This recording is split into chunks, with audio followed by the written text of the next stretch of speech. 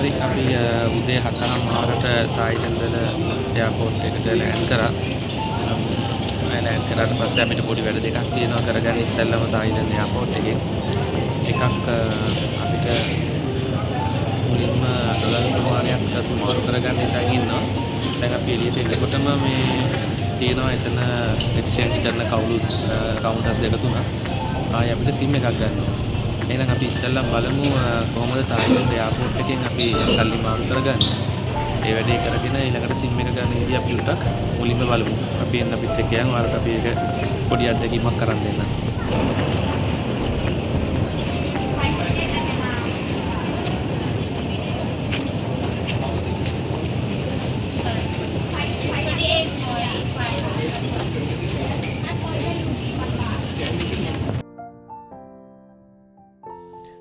Airport එකෙන් සල්ලි මාරු කරනකොට සල්ලි මාරු කරන කවුන්ටර්ස් නම් සෑහෙන ප්‍රමාණයක් තියෙනවා එයාපෝට් එකේ. නමුත් එයාලා ඒක සඳහන් කරලම තියෙනවා මොන කවුළුවෙන් ඔයගොල්ලෝ සල්ලි මාරු කරගත්තත් එකම රේට් එක තමයි යන්නේ. බැංකු කිහිපයක්ම මේක ඇතුලේ එයාලා ඒ කවුළු දාලා තියෙනවා. නමුත් මොන එකෙන් මාරු කරත් ඔයාලට එකම රේට් එක හම්බෙන්නේ. ඉතින් ලොකු ගාණක් මාරු කරගන්න යන්න එපා. මොකද මෙතන සාමාන්‍යයෙන් එන ගාන එයාපෝට් එකෙන් අපිට ලැබෙන ගාන අඩුයි. අපිට එළියේදී ඊට වඩා රුපියල් 2ක් විතර එක තායි බාත් එකක් මම හිතන්නේ වැඩිපුර අපිට 2ක් 3ක් අතර ගානක් ගන්න පුළුවන්.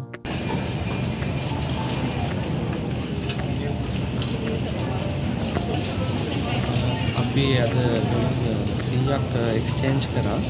ඩොලර් 100ක් එක්ස්චේන්ජ් කරනකොට ඩොලර් එකක් තායි බාත් වලින් 28.50ක් වැටෙන්නේ. එතකොට ඩොලර් 100ට 2851ක් තායි බාත් අපිට හම්බුණා. සල්ලි මාරු කරගත්තට පස්සේ අපි ඉමිග්‍රේෂන් එකට ආවා. ඉමිග්‍රේෂන් එකෙන් ඒ වැඩ ටික කරන්න පොඩි පොලිමක් තිබ්බා. මොකද සෑහෙන සෙනඟක් ඇවිල්ලා හිටිය නිසා. දැන් අපි යන්නේ සිම් එකක් ගන්න. බලමු අපි කොහොමද සිම් එක ගන්න වැඩේ වෙන්නේ කියලා.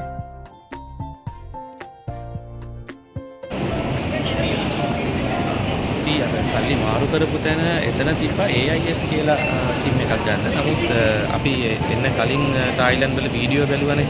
ඒ වීඩියෝ බලනකොට එක වීඩියෝ එක තිබ්බා AIS කියන සිම් එක රීලෝඩ් කරන්න චුට්ටක් අමාරුයි එළිය කියලා.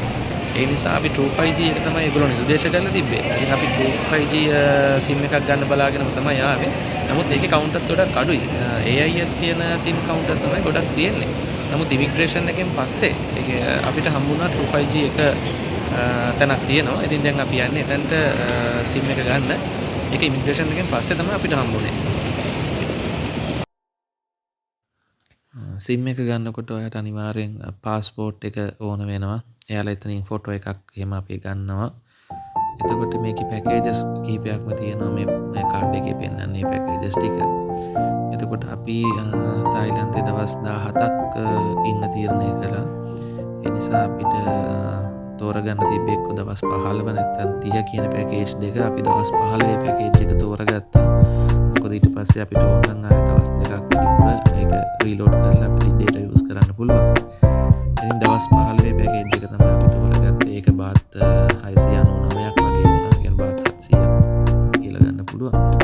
ඒ වගේ ගානක් එකට වෙන් කරලා තියාගන්න.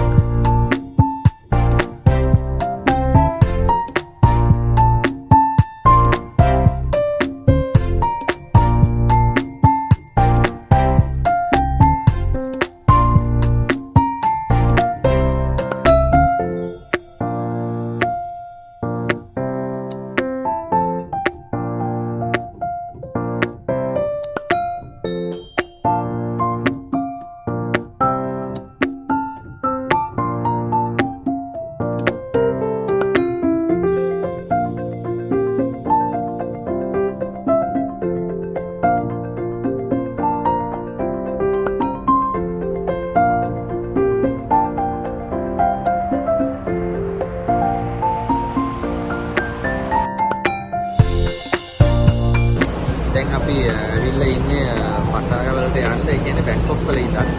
බැංකොක් වල ඉඳන් දැන් අපි එයාපෝට් එකෙන් ඉස්සෙල්ලාම ආවා මෝචික් 2. තියෙන චතුචක්‍ර තියෙන බස් ස්ටෑන්ඩ් එකට එතන එයාපෝට් එකෙන් අපි එළියට එනකොට මොකද අපි දැන් ප්ලෑන් කරලා තියෙන්නේ කෙලින්ම පළවෙනි ගමන අපේ පටාය යන්නනේ. ඒ නිසා අපි එයාපෝට් එකේ ඉඳන්මත් පටාය වලට බස් එකක් තියෙනවා. නමුත් අපි ප්ලෑන් කරනකොට වෙලාව 7:00යි. එතකොට අපි ඉමිග්‍රේෂන් එකෙන් පස්සේ එළියට එනකොට 8:30යි උදේ. එතකොට ආයේ අපිට එයාපෝට් එකෙන් ඩිරෙක්ට් බස් එක තියෙනවා 1:30ට. ඒ කියන්නේ හවස දවල් 1:30ට.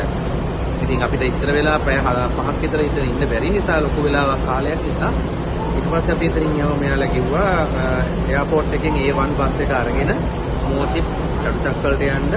එතනින් පස්සේ අපිට පුළුවන් චතුචක්‍රලින් පැයට බස් තියෙනවා මේ පටාය වලට. ඉතින් අපි දැන් පටාය වලට ආවා මේ චතුචක්‍රලට ආවා මෝචිත් 2 බස් ස්ටෑන්ඩ් එකට හරියටම උදේ 10 වෙනකොට. දැන් 11ට අපිට ආයේ බස් එක තියෙනවා. බස් එක ඇවිල්ලා තියෙන්නේ.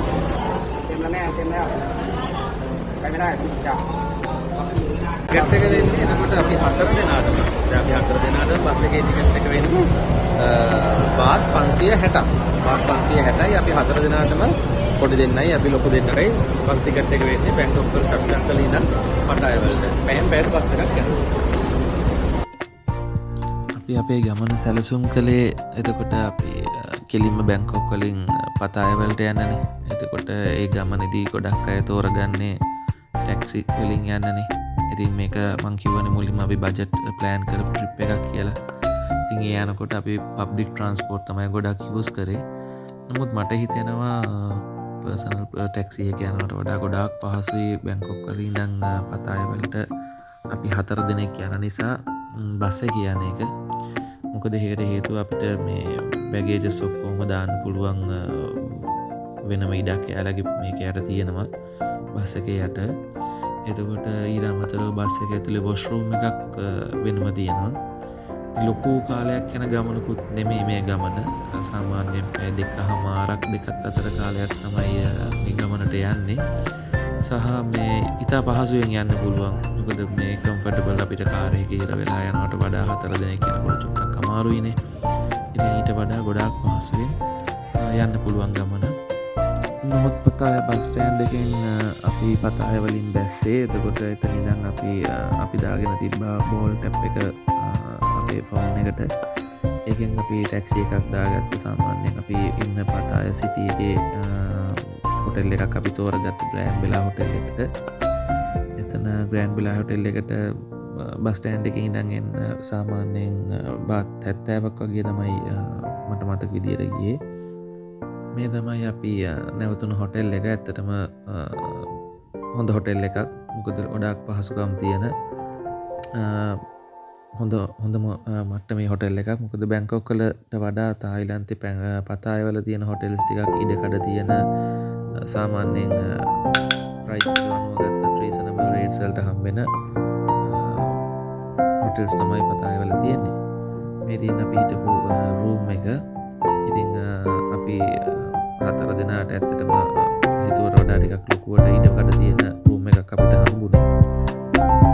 මේ රූම් එකට බැල්කනිය පේන්නේ මේ විදිහට. අපි මේ හොටෙල් එකේ දවස් 6ක් නයිට්ස් 6ක් නැවතිලා හිටියා. හැම දෙයකම ළඟයි. ඒ කියන්නේ සිටි එකම තියෙන නිසා හැම දෙයකම පයින් යන දුර තමයි අපි හිටියේ. ඒ වගේම තමයි මේ හොටෙල් එකේ ක්ලීනින් සර්විස් එකත් හොඳට තිබ්බා. ඒගොල්ලෝ දවස් ගානේ ඇවිල්ලා උදේට ක්ලීන් කරනවා. ඉතින් ඊට පස්සේ අපි ටිකක් පොඩි නිින්දක් දාලා ඉවරලා රෑ වෙනකොට කෑම කන්න ඕන නිසා ටවුන් එකේ සිටි එක පැත්තට ගියා. සිටි එක ගියන් අපි හිටිය හොටෙල් එකේ ඉඳන් මීටර 100ක් 200ක් යනකොට සිටි එක තමයි තියෙන්නේ. ඉතින් පතාය වල තියෙන නයිට් ලයිෆ් එකක් නේ. ඒ නිසා අපි මොන වෙලාවෙ එළියට බස්සත් කෑම බීම එහෙම අඩුවක් නැහැ. ඉතින් අපි හිටපු හොටෙල් එකේ ඉඳන් සෙන්ට්‍රල් වර්ල්ඩ් එකටත් තියෙන මීටර 300ක වගේ පුංචි දුරක්. සහ ඔය පතාය වල බැංකොක් වලට වඩා සෑහෙන ස්ට්‍රීට් ෆුඩ්ස් වල තියෙන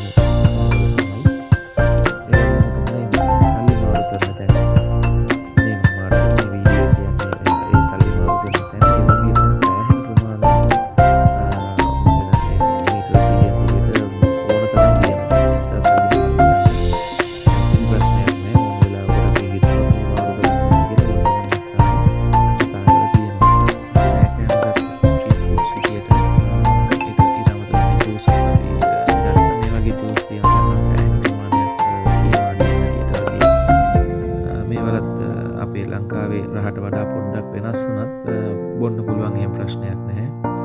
ඉතින් පතායවල අපි හිටිය වගේ ඉස්සරහට ගොඩක් අත්දැකීම් තියෙනවා ඔයාලත් එක්ක බෙදා ගන්න. ඔයාලා අපිත් එක්ක දිගටම මේ වීඩියෝස් එක රැඳිලා ඉන්න. ඔයගොල්ලන්ට බජට් කොහොමද ට්‍රිප් එකක් යන්නේ, මොනවද අපේ එක්ස්පීරියන්ස්, අපිට වෙච්ච අඩුපාඩු, ඒ දේවල් හදා ගන්න පුළුවන් වෙයි ඔයාලගේ ට්‍රිප් එකකදී.